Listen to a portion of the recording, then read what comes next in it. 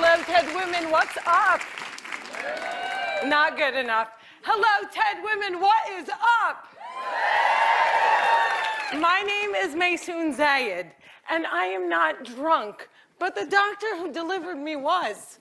He cut my mom 6 different times in 6 different directions, suffocating poor little me in the process. As a result, I have cerebral palsy, which means I shake all the time. Look. It's exhausting. I'm like Shakira meets Muhammad Ali. CP is not genetic. It's not a birth defect. You can't catch it. No one put a curse on my mother's uterus, and I didn't get it because my parents are first cousins, which they are. It only happens from accidents, like what happened to me on my birthday. Now, I must warn you, I'm not inspirational. And I don't want anyone in this room to feel bad for me, because at some point in your life, you have dreamt of being disabled. Come on a journey with me. It's Christmas Eve. You're at the mall. You're driving around in circles looking for parking.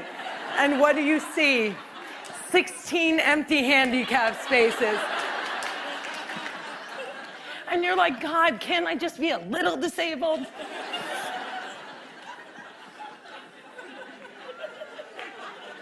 Also, I gotta tell you, I got 99 problems and palsy is just one.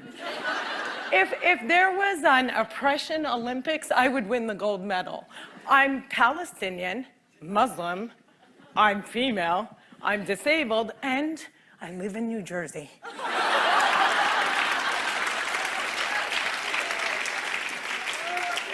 If you don't feel better about yourself, maybe you should.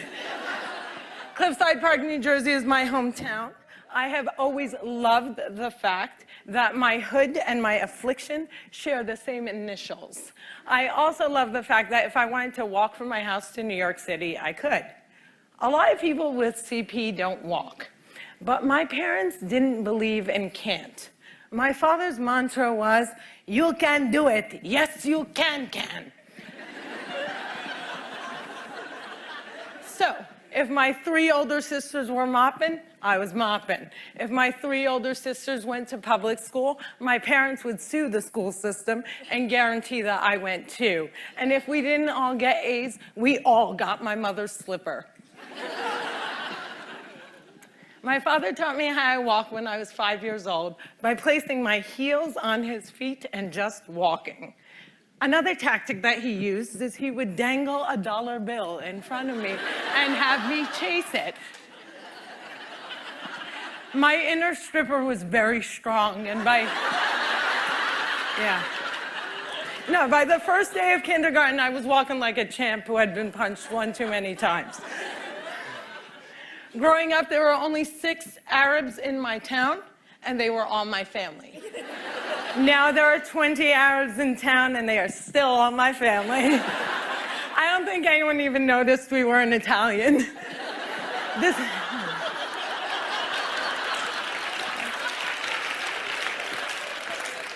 This was before 9/11 and before politicians thought it was appropriate to use "I hate Muslims" as a campaign slogan.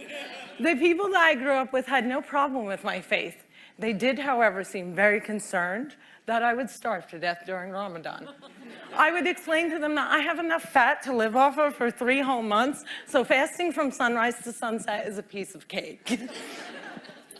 I have tap danced on Broadway. Yeah, on Broadway. It's crazy. My parents couldn't afford physical therapy, so they sent me to dancing school. I learned how to dance in heels, which means I can walk in heels. And I'm from Jersey, and we are really concerned with being chic. So if my friends wore heels, so did I. And when my friends went and spent their summer vacations on the Jersey Shore, I did not. I spent my summers in a war zone because my parents were afraid that if we didn't go back to Palestine every single summer, we'd grow up to be Madonna.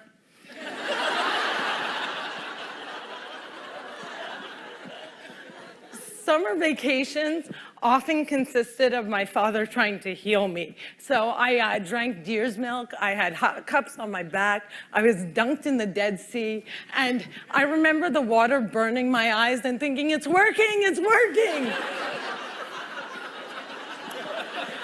But one miracle cure we did find was yoga.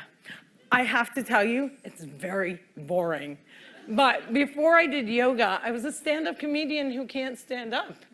And now I can stand on my head.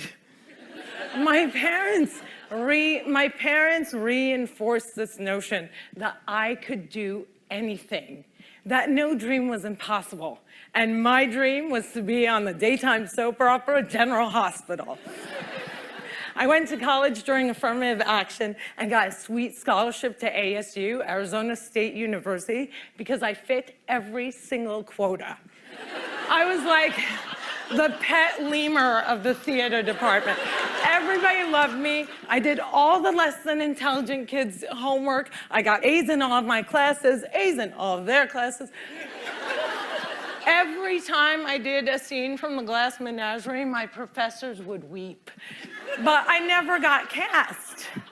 Finally, my senior year, ASU decided to do a show called They Dance Real Slow in Jackson. It's a play about a girl with CP. I was a girl with CP. So I start shouting from the rooftops, I'm finally gonna get part. I have cerebral palsy. Free at last, free at last. Thank God almighty I'm free at last. I didn't get the part. Sherry Brown got the part. I went racing to the head of the theater department, crying hysterically like someone shot my cat, to ask her why. And she said it was because they didn't think I could do the stunts. I said, excuse me, if I can't do the stunts, neither can the character.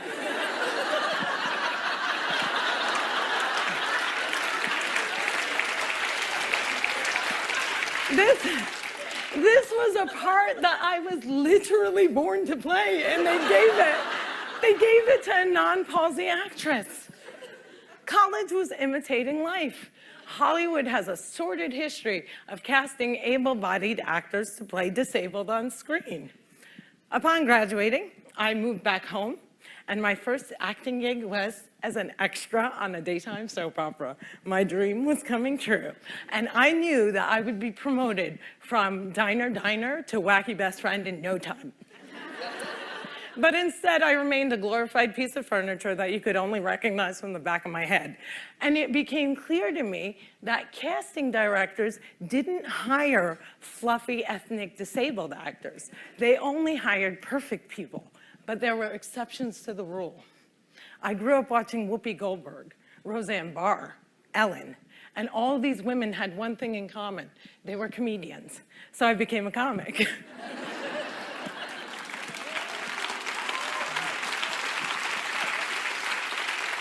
My first gig was driving famous comics from New York City to shows in New Jersey. And I'll never forget the face of the first comic I ever drove when he realized that he was speeding down the New Jersey Turnpike with a chick with CP driving him. I performed in clubs all over America, and I've also performed in Arabic in the Middle East, uncensored and uncovered. Some people say I'm the first stand-up comic in the Arab world. I never like to claim first, but I do know that they never heard that nasty little rumor that women aren't funny and they find us hysterical. In 2003, my brother from another mother and father, Dean Obidallah, and I started the New York Arab American Comedy Festival, now in its 10th year. Our goal was to change the negative image of Arab Americans in media, while also reminding casting directors that South Asian and Arab are not synonymous.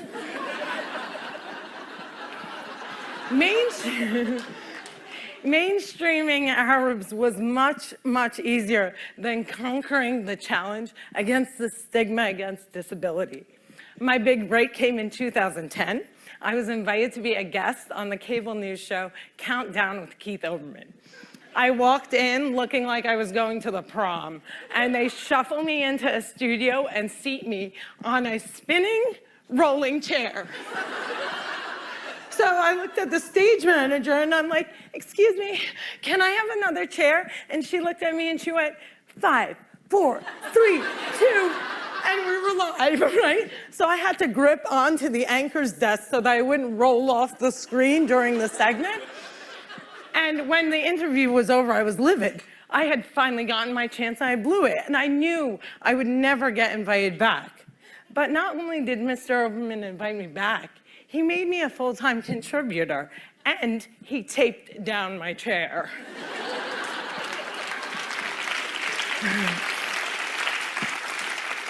One fun fact I learned while on the air with Keith Oberman was that humans on the internet are scumbags. People say children are cruel, but I was never made fun of as a child or an adult. Suddenly, my disability on the World Wide Web is fair game. I would look at clips online and see comments like, yo, why is she tweaking?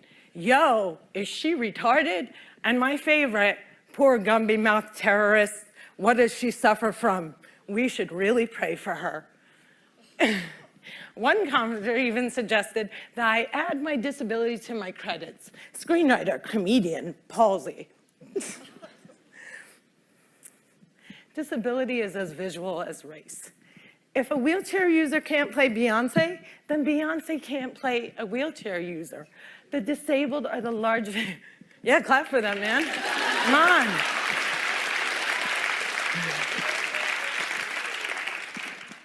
People with disabilities are the largest minority in the world, and we are the most underrepresented in entertainment.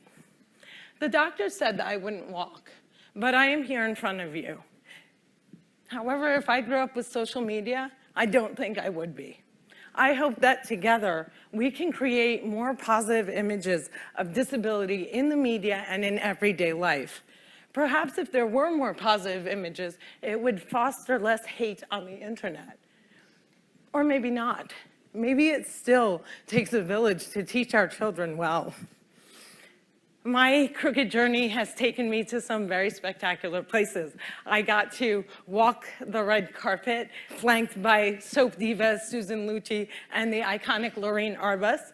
I got to act in a movie with Adam Sandler and work with my idol, the amazing Dave Matthews. I toured the world as a headliner on Arabs Gone Wild. I was a delegate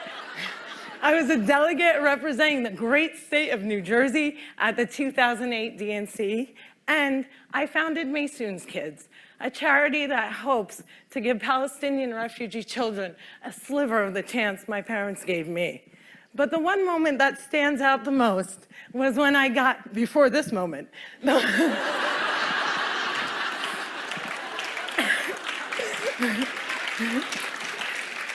but the one moment that stands out the most was when I got to perform for the man who flies like a butterfly and stings like a bee, has Parkinson's and shakes just like me, Muhammad Ali.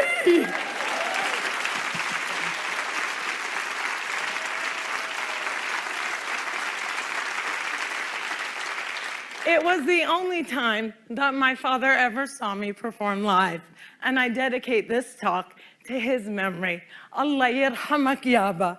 My name is Maysoon Zayid, and if I can, you can.